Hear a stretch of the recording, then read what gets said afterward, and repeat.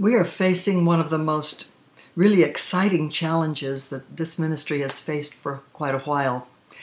As you already know, we are in the process of working with pastors in various cities in so many nations to conduct gospel events, evangelism, miracle events, and training seminars in nations around the world. My schedule is already booked into 2017. So you see, the demand is great, the opportunities are overwhelming. But the thing that I'm talking to you right now about happens to be the need for literature. You know, this ministry has been known for nearly 70 years for the quality materials that we've made available to soul winners, pastors, new believers all over the world in their own languages. We have gospel materials in over 130 languages. It's amazing. We've done that because we really understand the power of the printed page. When a book is written or something is printed and placed in a person's hand, the life of that material continues not only during that person's lifetime, but often for generations. It's amazing. We were told, even when I was young, that a gospel tract given in the developing nations is read by an average of 5 people. Can you imagine what it costs to print one little tract and the number of people that are impacted by that small investment? But you see, with our books, my father has been a prolific writer. And we have such wonderful gospel materials authored by both my father, my mother, of course myself. And now we're facing the opportunities of distributing these materials in yet new languages. Right now, to fulfill the needs that I'm facing for just the next upcoming months, I'm looking at new translations of various titles of our books in Urdu, that's for a mission in Pakistan, in Vietnamese. Yes, God is opening a tremendous door of opportunity to go to Vietnam to minister. Chinese, we had many of our books in Chinese, but the government came in and confiscated our materials and put those who were working with the printing of this material in prison.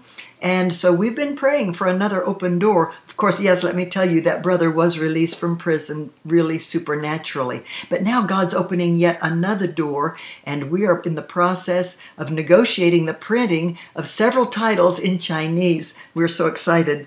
What about Malagasy? We've never had our materials in Malagasy, but we're scheduled for events this year in the great nation of Madagascar.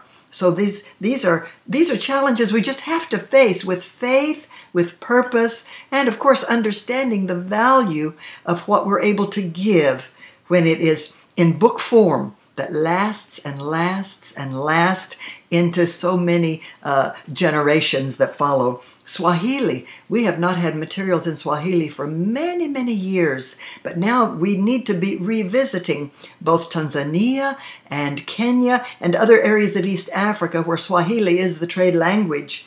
Polish, we'll be going to Poland early next year. And so the need for materials in Polish is so great. I want to show you something. I was going through some of my father's materials, and I could hardly hold back the tears when I saw what he had been guarding as treasures that so emphasized the value of the printed page. Look at this. This is a book that was given to my father when he was ministering in Poland after the collapse of the Soviet Union. And this is a book that was typed out and translated, his book on healing in Polish during the 60s. It's just amazing. They did my father's book, Healing the Sick, in 2 volumes. Look at this. This is Bulgarian. Likewise, this book was given to my father after we were able to go into Bulgaria after the collapse of the Soviet Union. I want you to look at this. These are handwritten pages, handwritten. The entire book of my father, Healing the Sick, written by hand in 2 volumes. Look, you could go online right now and to osborne.org, go to our e-store, and you could get a copy of Healing the Sick. You could send a copy to anyone you know who is sick. It would be so easy. But look at the effort that these people went through just to make available these rich truths. This is one that was given to him that was typed. This is in Russian, the early days of the communist regime. This was typed. You can see, if you can see up close, this is typed with carbon paper back in the 60s. So they made multiple copies with a typewriter and then bound them in this simple paper and glue method so they could carry the books to other people.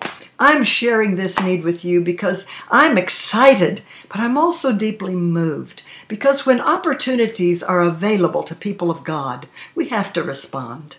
We can't just say, well, we don't have the money, we don't have the time, we're busy doing other things. No, we have to respond. So I'm sharing these things with you as our partners. I'm asking you, respond with us. Our book distribution, our book sponsorship program is one of the most profound ways that you can be involved in not only planting good seed and bringing truth to people in these various nations, but you are investing in something that is passed from person to person, from generation to generation. Look, these materials I've shown you are half a century old, and they're not deteriorated at all. The message is still valid.